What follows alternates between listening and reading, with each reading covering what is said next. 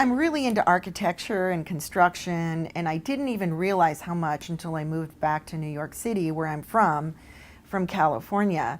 And I moved downtown, and there was a building going up out my window that was taking up part of my water view, which disturbed me greatly. But I became fascinated with the fact that one day there was an empty lot. The next day, construction crews came, cranes so big, you can't see that anywhere but in New York City. And I started hanging out my window with my camera, shooting pictures with my zoom lens. And one of the things I noticed when I blew these pictures up was how the construction workers seemed to be completely disconnected. One is walking with big pieces of plywood, another's got equipment, and they're moving past each other, seemingly disconnected. It looks like chaos, quite frankly. And the next day I open my shade, and there's a new floor on the building. And at some point, the building got sold out, and people started living on those floors and running water and electricity and having really fabulous views. And I watched that process, and it just reminded me of how business grows. And if you don't have structure in place, you can't scale.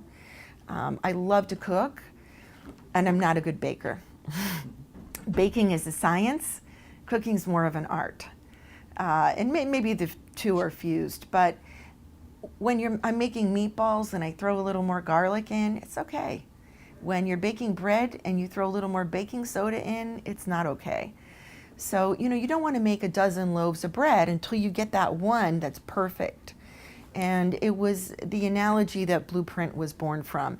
How can I help emerging teams within big companies or entrepreneurs that want to grow? How can I help them? And it's about identifying, is the structure in place today?